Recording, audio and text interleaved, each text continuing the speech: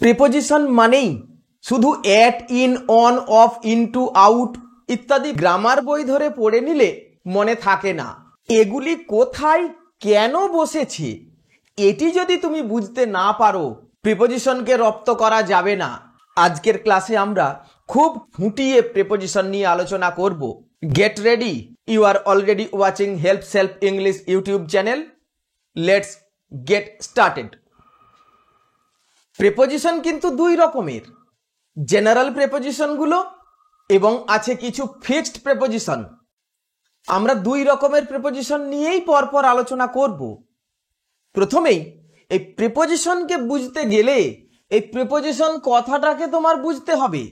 এই প্রিপোজিশন কথাটাকে ভাঙলে দেখো পাওয়া যায় প্রি যোগ পজিশন, মানে হলো প্রি মানে আগে আর পজিশন মানে বসে বা অবস্থান করে।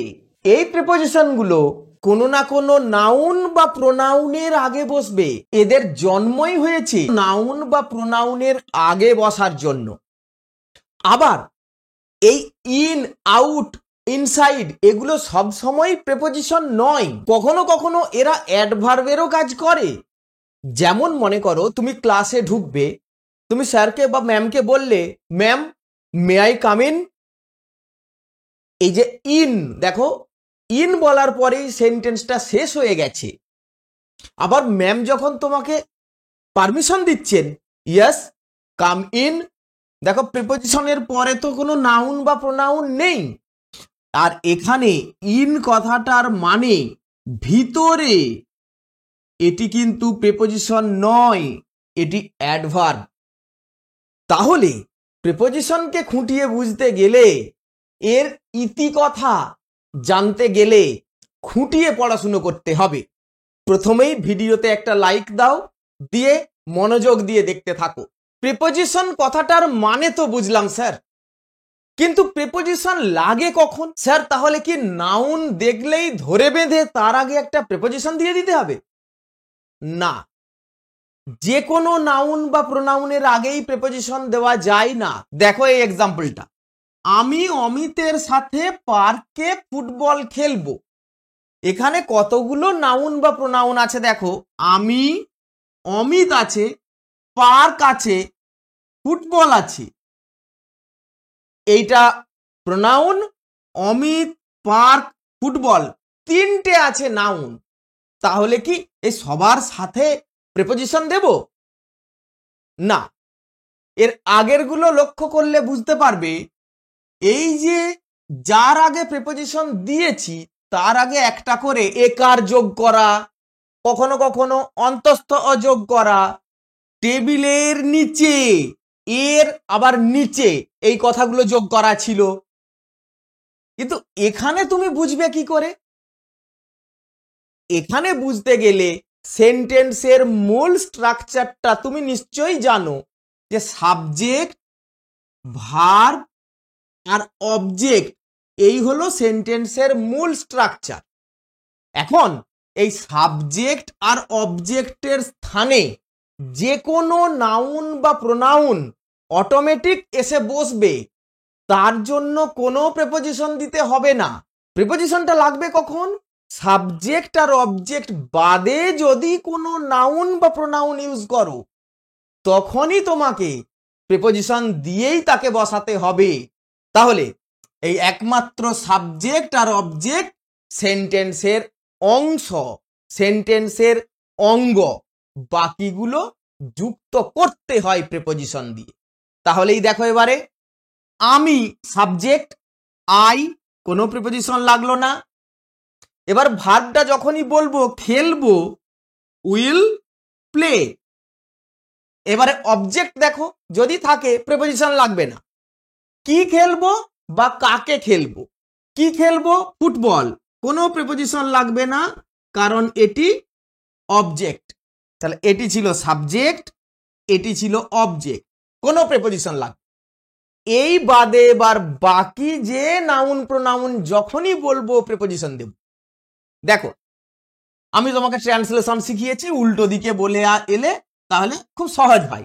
আমি ফুটবল খেলবো বলেছি, এ দেখো একার যোগ করা আছে, in the park.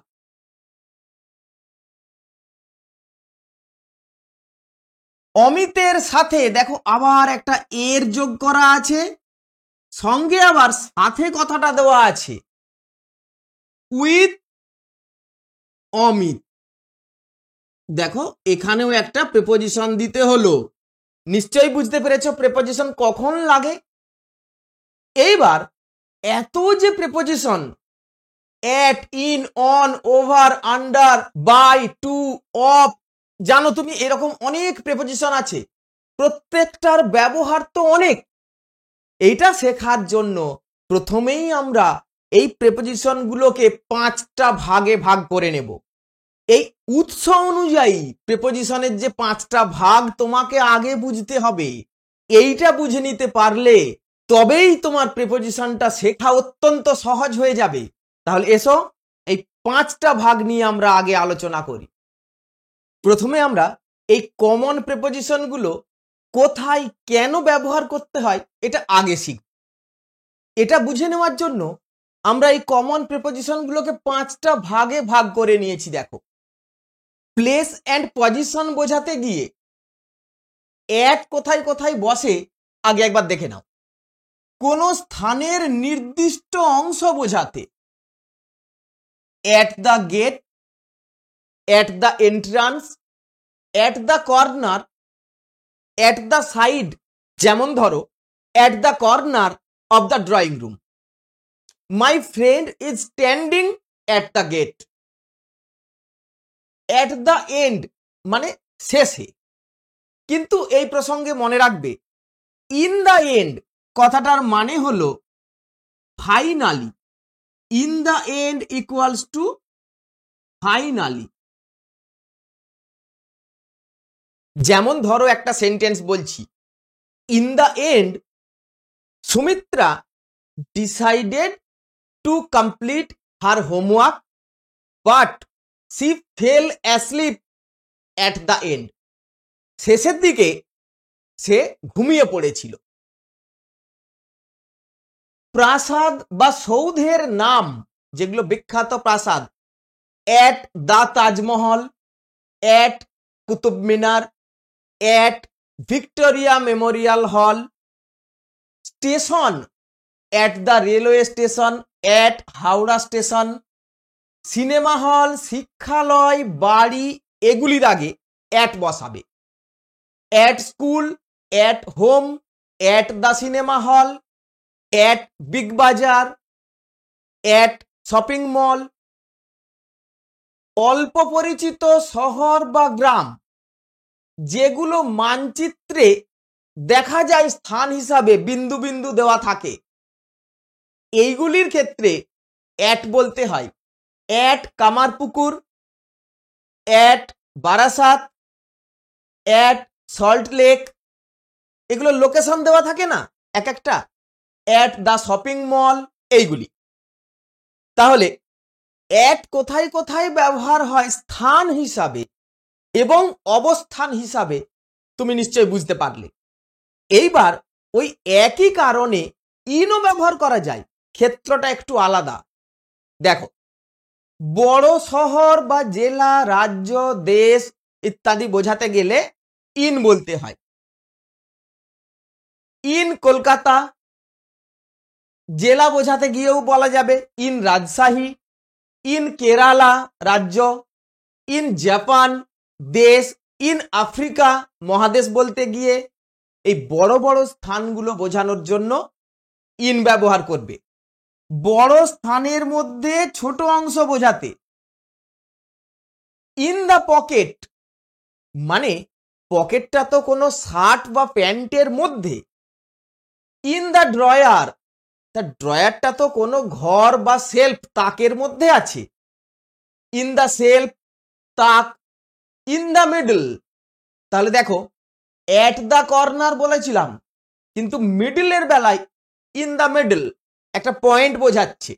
In the street, স্ট্রিটটা তো ছোট নয়, অনেক বড়, তার মধ্যে একটা কোনো অংশ বোঝাচ্ছি, ওই জন্য ইন দ্য স্ট্রিট। কিন্তু যখনই নাম বলবো at park street, at Camac street, তখন অ্যাট হলো কেন স্যার? না কারণ তখন সেগুলো মানচিত্রের বিন্দু বোঝাচ্ছে, মানচিত্রের অল্প পরিচিত স্থান বোঝাচ্ছে, ওই জন্য তখন কিন্তু অ্যাট বলতে হবে যদি তুমি নামটা বলো। আবার দেখো, ইন দ্য নিউজ পেপার, অনেক বড় একটা নিউজ পেপার, তার মধ্যে কোনো একটা অংশকে বলছো, ওই জন্য ইন দ্য নিউজ পেপার। আবার দেখো, there is a library in our club, এখানে ইন বলতে হচ্ছে তার কারণ লাইব্রেরিটা বোঝাতে গিয়ে ক্লাবের মধ্যে লাইব্রেরি, একটা বড় অংশের মধ্যে একটা ছোট স্থান বোঝাচ্ছি। তাহলে নিশ্চয়ই বুঝতে পেরেছো অ্যাট আর ইনের কি তফাৎ, কখন অ্যাট ব্যবহার করবে আর কখন ইন ব্যবহার করতে হবে। এবার দেখো, অবস্থান বোঝাতে গিয়ে অন কখন আমরা ব্যবহার করি? না উপরে বোঝাতে, তলদেশ ছুঁয়ে থাকলে, there is a bag on the table, টেবিলের উপরে একটা ব্যাগ রাখা আছে, মানে টেবিলের উপরে ঝুলিয়ে রাখা আছে এমন নয়, টেবিলকে ছুঁয়ে আছে। There is a calendar on the wall, সেই একই কারণে there are many flower plants on the roof, I lie on the bed, বিছানার উপরে আমি শুই, এই কারণে এগুলি সব অন দিয়ে বলতে হবে। আবার দেখো, যদি খুব ক্লোজ হয়, কাছাকাছি, ক্লোজ টু, অ্যাটাচড, সেই রকম সংলগ্ন হলেও অন দিয়ে বলতে হয়। Kolkata is on the river Ganga, এই দেখো, a flag is hanging on a pole. এবার দেখো, আঙুলে আংটি পরে থাকা অর্থে I have a ring on my finger, তখনও কিন্তু অন দিয়ে বলতে হবে। The boy is wearing a cap on his head, মাথার উপরে, মানে মাথায় টুপি পরে আছে। এবারে দেখো, পৃষ্ঠা বোঝালে তখন দুই ধরনের প্রিপজিশন বসে। I found a mistake on page 58, 58 নম্বর পাতায়, তখন কিন্তু অন বলতে হবে। আবার দেখো বলছি, take your book and open at page 10, 10 নম্বর পৃষ্ঠাটা খোলো, তখন কিন্তু ওপেন অ্যাট বলতে হবে। এই দুটি একটু স্পেশাল ইউজ মনে রাখবে। এগুলি ছাড়াও আরো এমন কিছু প্লেস অ্যান্ড পজিশন বোঝানোর জন্য প্রিপজিশন রয়েছে যার ব্যবহার অত্যন্ত সহজ। যেমন দেখো, বাই মানে কাছাকাছি বোঝাতে ব্যবহার করা হয়। There is a chair by the window, জানালার পাশে একটা চেয়ার আছে। There is a cinema hall by the river, নদীর কাছেই একটা সিনেমা হল আছে, এই ক্ষেত্রে বাই বলতে হয়। এছাড়াও রইল দেখো, inside, outside, between, among, beside, beyond, under, below, এগুলো একটা একটা করে উদাহরণ দেখে নিই। দেখো, ইনসাইড ভেতরে অবস্থিত অর্থে বোঝানো হয়। There is a mango tree inside the house. আবার আউটসাইড মানে বাইরের অংশে, এমনও বলতে পারি there is a mango tree outside our house. Between কখন বলতে হয়? না দুজনের মধ্যে, I will divide this chocolates between Sourima and Souborna. আবার অনেকের মধ্যে বোঝালে divide this oranges among the boys. Beyond কখন বলি? যেটা নাগালের বাইরে, I could not walk beyond Maheshpur, আমি মহেশপুরের বাইরে আর হেঁটে যেতে পারলাম না।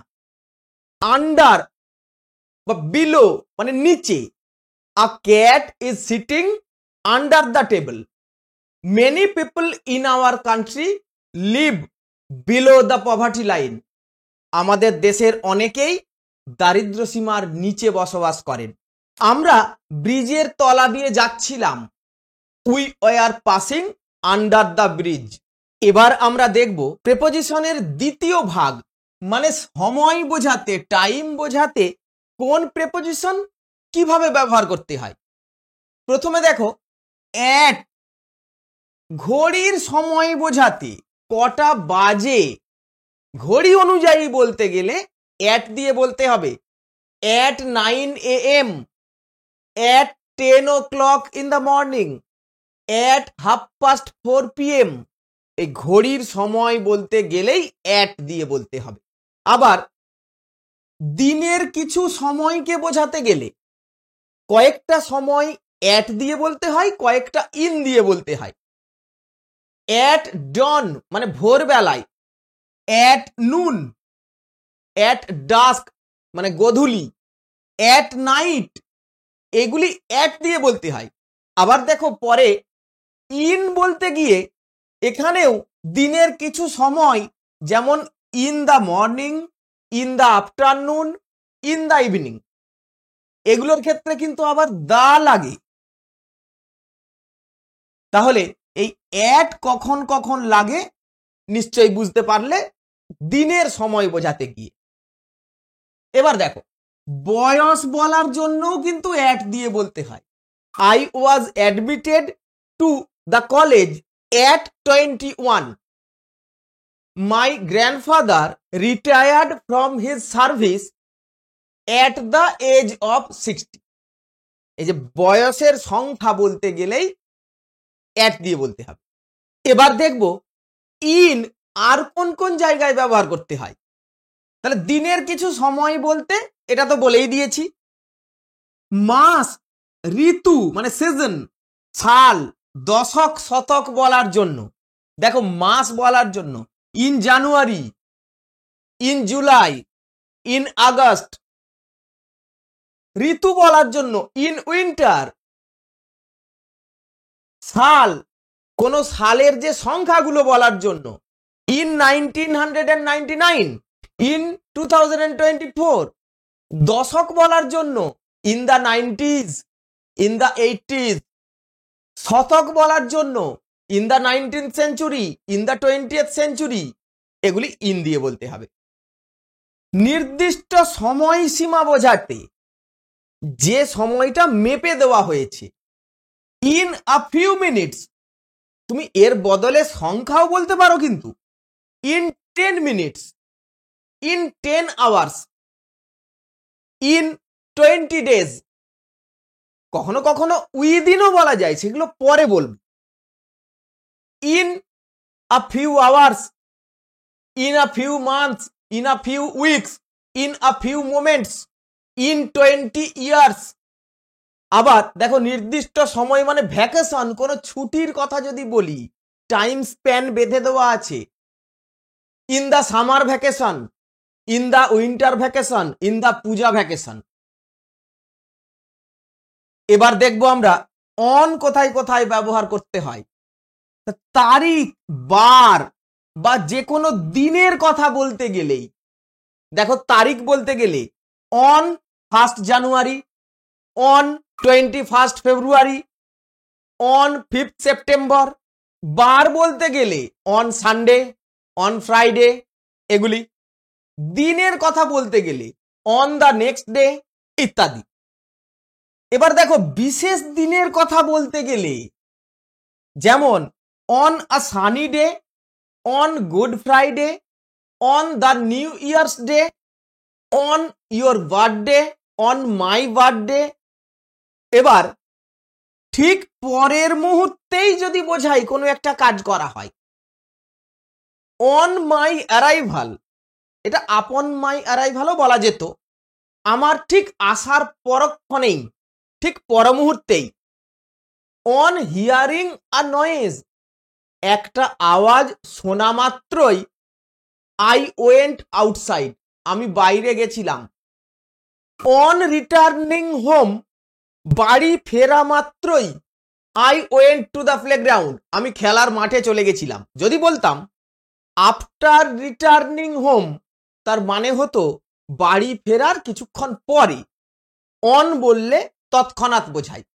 তাহলে সময় বোঝাতে গিয়ে এই যে মূল এই তিনটে প্রিপোজিশনের ব্যবহার তোমাকে খুব খুঁটিয়ে মনে রাখতে হবে। আর যে প্রিপোজিশনগুলো রইল সেগুলো এবার একে একে আলোচনা করি। এসো, বাই কখন বসে দেখো, কোনো সময়ের মধ্যে, পরে নয়। কোনো কাজ হলে সেটা বাই দিয়ে বলতে হয়। যেমন by 9 PM I will go to your house by 9 PM. I will finish my work by tomorrow. আগামীকালের মধ্যেই শেষ করে ফেলবো। We will buy a house, আমরা একটা বাড়ি কিনবো। এখানে বাই মানে কেনা বলছি। বাই 2025, 2025 সালের মধ্যে। আবার দেখো, ডিউরিং মানে চলাকালীন, কোনো কাজ কোনো ঘটনা চলাকালীন। ডিউরিং দ্য সামার ভ্যাকেশন, গ্রীষ্মের ছুটি চলাকালীন। ডিউরিং দ্য পূজা হলিডেজ, পুজোর ছুটি চলাকালীন। During the programme, please do not talk during the programme, অনুষ্ঠান চলাকালীন কথা বলবে না। এইভাবে ডিউরিং প্রিপজিশনটা ব্যবহার করতে হবে। এবার দেখো, ফর কিছু সময়ের জন্য, কিছু সময় ধরে। For a few days, I will be absent for a few days, কয়েকদিনের জন্য আমি অনুপস্থিত থাকবো। For a week, for 2 years, যদি 2 বছরের জন্য হয় তাহলে ফর 2 ইয়ার্স। আমি 2 বছরের জন্য একটা বাড়ি ভাড়া নেব। I will rent a house for 2 years, অথবা I want a house on rent for 2 years. এবার দেখো, উইদিন কোনো সময়ের মধ্যে, আমি 1 সপ্তাহের মধ্যে তোমাকে টাকা দিয়ে দেব। I will pay you within 1 week. I will send you the payment within 1 week. এবার যদি 10 মিনিটস হয়, আমি 10 মিনিটের মধ্যেই ফিরে আসবো। I will be back within 10 minutes, এইভাবে বলতে হবে। এবার দেখো, ফ্রম মানে থেকে। ফ্রম সানডে, আমি 5টা থেকে ইংরাজি পড়বো। I will read English from 5 PM। এইভাবে ফ্রম প্রিপজিশনের ব্যবহার করতে হবে। এবার যদি বলি 2টো থেকে 6টা পর্যন্ত আমি আঁকা শিখব। I will learn drawing from 2 PM to 6 PM। সোমবার থেকে শুক্রবার, কোনো সময়ের বা কোনো তারিখের অমুক দিন থেকে অমুক দিন পর্যন্ত বোঝাতে গেলে ফ্রম দিয়ে বলতে হয়। আবার দেখো, সিন্স ব্যবহার করা হয় থেকে বলতে গিয়ে, কিন্তু মনে রাখতে হবে অতীতকালের শুরুর সময়টা বলতে গেলে তখন সিন্স দিয়ে বলতে হয়। I have been playing since morning, আমি সকাল থেকে খেলছি। তার মানে শুরু হয়েছে অনেক আগে, অতীতে, সকালবেলা। We have been living here since 1920, আমরা 1920 সাল থেকে এখানে বসবাস করছি। সিন্স চাইল্ডহুড, শৈশব থেকেই আমার বন্ধু একটু বেশি কথা বলে। মাই friend is a talkative boy since childhood. Since his birth, এমনও বলা যায় সে জন্ম থেকেই প্রতিবন্ধী। He is a retarded boy since his birth. আবার দেখো, ওই বৃদ্ধ লোকটি যখন থেকে এখানে এসেছে তখন থেকেই অসুস্থ। That old man has been ill since they came here, ওরা যখন এখানে এসেছে তখন থেকেই অসুস্থ উনি। এইভাবে অতীতকালের শুরুর সময়টা বোঝানোর জন্য আমরা সিন্স ব্যবহার করি। তাহলে নিশ্চয়ই বুঝতে পারছো এই টাইম প্রিপজিশন গুলো বলতে গিয়ে কোনটা কখন বলতে হবে।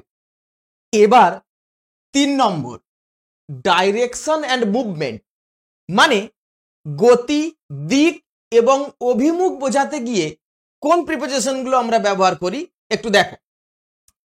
অ্যাট ব্যবহার করি আবার এখানেও। নির্দিষ্ট লক্ষ্যের দিকে তাকানো, look at the moon, look at the blackboard, look at me, look at the flower ইত্যাদি ক্ষেত্রে অ্যাট প্রিপজিশন ব্যবহার করতে হয়। ছুঁড়ে দেওয়া, থ্রো সামথিং অ্যাট সামবডি, কারোর দিকে কিছু ছুঁড়ে দেওয়া। দেখো, throw something at the frogs, the boy threw stones at the frogs, the naughty boy threw a stone at the street dog. এইভাবে এই অ্যাট প্রিপজিশন বলতে হবে। আবার দেখো, কোনো নির্দিষ্ট দিকে লক্ষ্য করা, তাক করা, বন্দুক নিয়ে, তীর নিয়ে লক্ষ্য স্থির করা, to aim or point at. দেখো, the hunter aimed at the bird, the dacoit pointed his gun at the cashier. ডাকাতটা ক্যাশিয়ারের দিকে তার বন্দুকটা তাক করেছিল, তখন পয়েন্টেড অ্যাট দ্য গান বলতে হবে। আবার কোনো দিকে তেড়ে যাওয়া বোঝালে, ভালো করে বোঝো, কোনো দিকে তেড়ে যাওয়া বোঝালে তখনও রান অ্যাট বলতে হয়, রান টু নয়। তখন the dog ran at the lame man. এবার দেখো, টু কখন কখন বসে না, কোন স্থানের দিকে গতিশীল বোঝালে, গতি মানে সেদিকে যাওয়া হচ্ছে বা হয়েছিল বা হবে বোঝালে। আই ওয়েন্ট টু স্কুল, দেখো, to school, to the office, to Darjeeling, to market, যে কোনো স্থানের দিকে যাওয়া হয়েছিল বা হচ্ছে বা হবে বোঝালে কিন্তু টু দিয়ে বলতে হবে। আবার দেখো, টার্ন টু দ্য লেফট, বাম দিকে ঘুরে যাও, কোনো দিকে ঘুরে যাওয়ার কথা বলা হচ্ছে, টার্ন টু দ্য রাইট। একটা ট্রেনের কথা বলছি, দেখো, মুম্বাই অভিমুখে যাচ্ছে যে ট্রেনটা, the next train to Mumbai will come soon, সেটা এক্ষুনি আসবে। তাহলে কোনো গন্তব্যের অভিমুখে বোঝালে তখনও কিন্তু টু দিয়ে বলতে হয়। তাহলে এখানে কিন্তু গন্তব্য বোঝালো, আমি এই গন্তব্য শব্দটা এখানে যোগ করে দিচ্ছি, গন্তব্য বোঝালে। এবার দেখো, কারো প্রতি বা উদ্দেশ্যে কোনো কথা বলা, কিছু দেওয়া, লেখা ইত্যাদি ক্ষেত্রেও কিন্তু টু দিয়ে বলা হয়। He sent a letter to me, she offered a cup of T to me. এইগুলোকে অ্যাভয়েড করা যায়। এটা তোমাকে একটু বুঝিয়ে দিই, এটা কেন এমন হয়েছে। ওই যে আমি প্রথমে বলেছিলাম যে অবজেক্ট বলার সময় ব্যক্তি আগে বলতে হয়, বস্তুটা পরে বলতে হয়। তুমি যখনই সেটা উল্টে দিয়েছো তখনই ব্যক্তিটা শেষে বলেছো, ওই জন্য টু বসাতে হয়েছে। তাহলে এটাকে অ্যাভয়েড করবে কিভাবে? My mother gave me food, প্রথমে ব্যক্তি আছে, পরে বস্তু আছে। যদি তুমি উল্টে দাও, my mother gave food to me বলতে হবে। তাহলে এটাকে অ্যাভয়েড করতে গেলে কি করতে হবে না, মিটা আগে বলতে হবে। He sent me a letter, আর টু লাগবে না।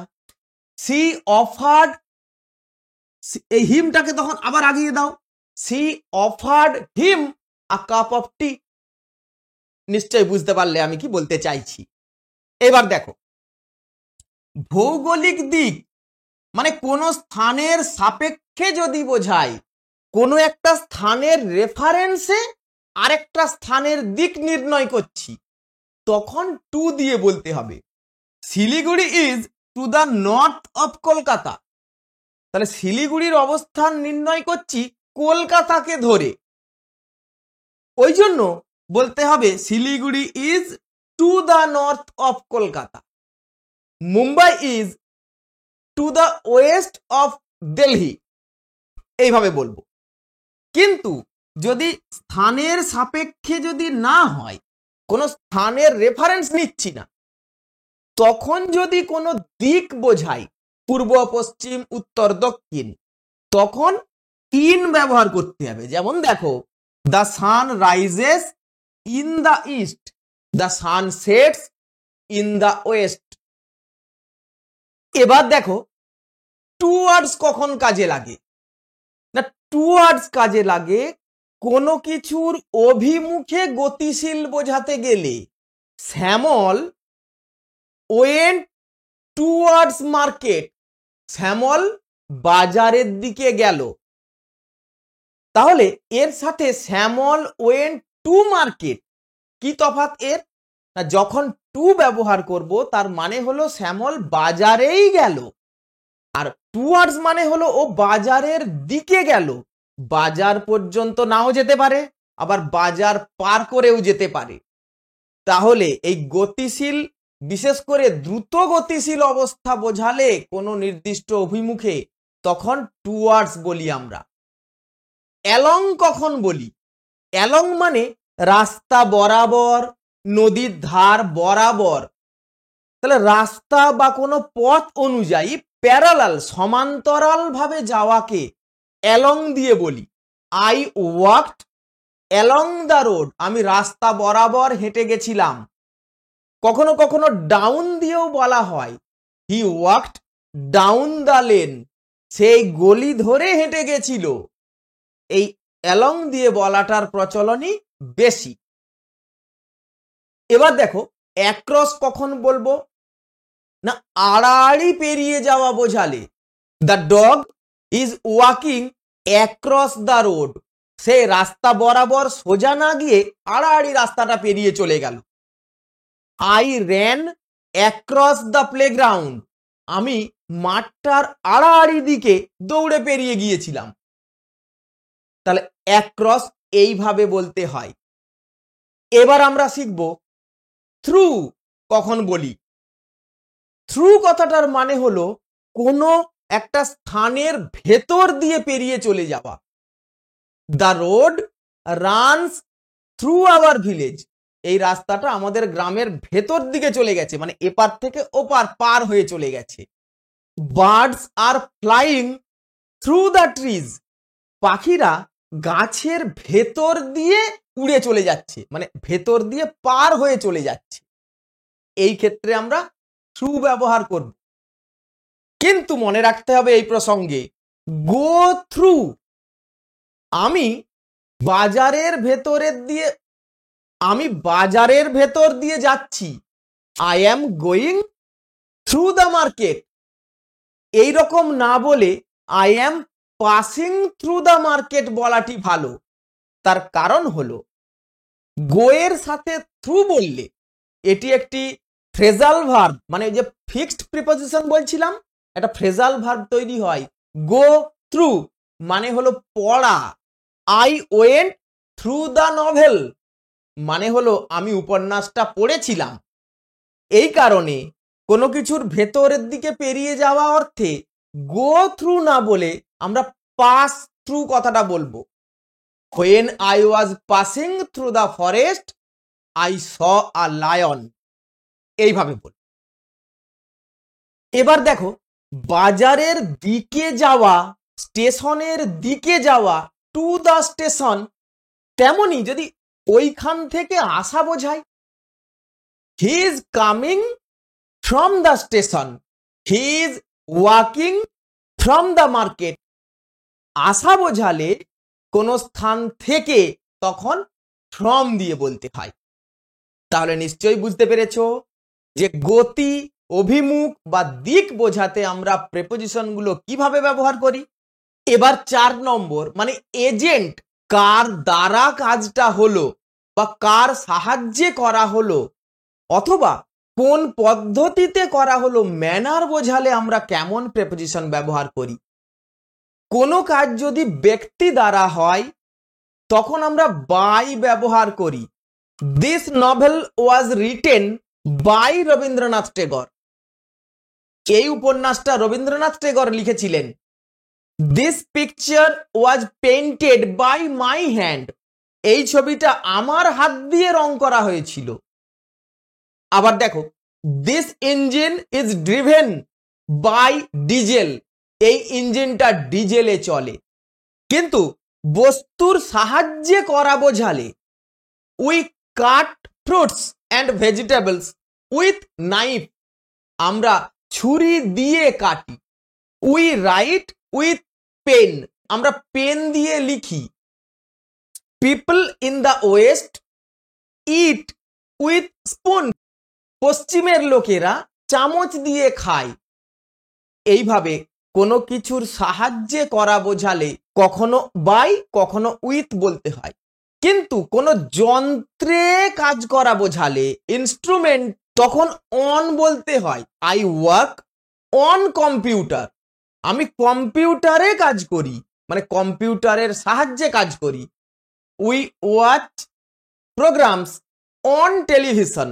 আমরা টিভিতে অনুষ্ঠান দেখি। I use YouTube on my mobile phone. আমি মোবাইল ফোনে ইউটিউব ব্যবহার করি। এইভাবে বলতে হবে। এবার দেখো, পদ্ধতি বলতে গেলে আমরা কালি দিয়ে লিখি। We write in ink. সে আমাকে নগদে টাকা দিয়েছিল। কি পদ্ধতিতে? নগদে। হি পেড ইন ক্যাশ, মানে নগদে। কিন্তু চেকের মাধ্যমে দিয়েছিল বলতে গেলে বলতে হবে he gave the money by cheque. He made the payment by cheque. সে চেকে পেমেন্ট করেছিল।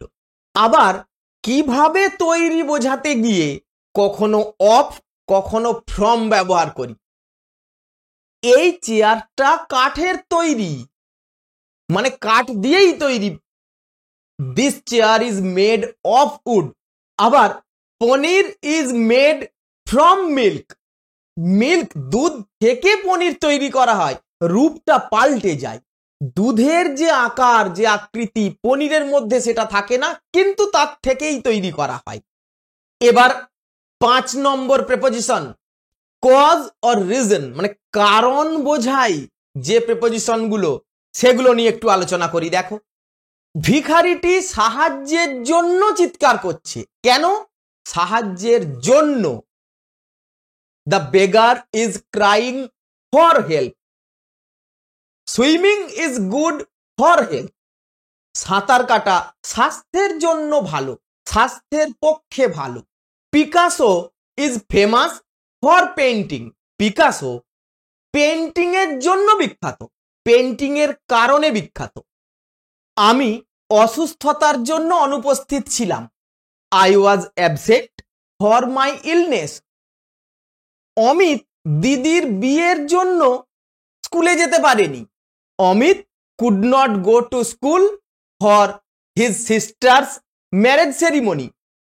আবার দেখো, কোনো রোগে ভুগছে, রোগের কারণে ভুগছে এমন বোঝালে বিশেষ করে সাফার ভার্বটার সাথে ফ্রম ইউজ করি। The old man is suffering from fever. ওই বৃদ্ধ লোকটি জ্বরে ভুগছে।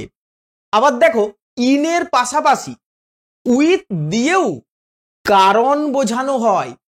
যেমন শিশুটি ভয়ে কাঁদছে। The child is crying in fear. The child is crying with fear. বৃদ্ধ লোকটি ঠান্ডায় কাঁপছে। The old man is trembling with cold. এইভাবে এই কারণ বা নিমিত্ত বোঝালে এই প্রেপোজিশনগুলোকে ব্যবহার করব। তাহলে কমন প্রেপোজিশনগুলোকে যে 5টা ভাগে ভাগ করে তাদের ব্যবহার শিখলাম এতক্ষণ ধরে, এখানে দেখো কয়েকটা প্রেপোজিশন একাধিকবার ব্যবহার করা হয়েছে। অ্যাট, ইন, টু, এই সমস্ত প্রেপোজিশনগুলো। এইবার আমরা পরবর্তী ক্লাসে শিখব এই প্রত্যেকটা প্রেপোজিশন, অ্যাট, ইন, এগুলি এই 5 প্রকার ছাড়াও আরো কয়েক রকম ভাবে ব্যবহার করা যায়। এই প্রত্যেকটা প্রেপোজিশন ধরে ধরে তাদের সব রকম ব্যবহার যদি একবার শিখে নেওয়া যায়, তাহলে প্রেপোজিশন মনে রাখতে তোমার কোনো অসুবিধা হবে না। আজকের ক্লাস তাহলে আমরা এখানেই শেষ করলাম। খুব তাড়াতাড়ি পরবর্তী ক্লাস আমি নিয়ে আসব। পরবর্তী ভিডিও না আসা পর্যন্ত এই ক্লাসটা তোমরা বারবার দেখে প্রেপোজিশন সম্পর্কে বেসিক আইডিয়াটা তোমরা খুব শক্তপোক্ত করে নাও, তাহলে দেখবে প্রেপোজিশন তোমাকে কোনোদিন সমস্যায় ফেলতে পারবে না। আজকের ক্লাস তাহলে আমরা এখানেই শেষ করলাম। See you in the next class. Thank you for watching. ভিডিওটা তোমাদের কেমন লাগলো অবশ্যই কমেন্ট করে জানাবে, ভিডিওতে লাইক দেবে আর বন্ধুদের মধ্যে এই ভিডিওটা শেয়ার করে দেবে।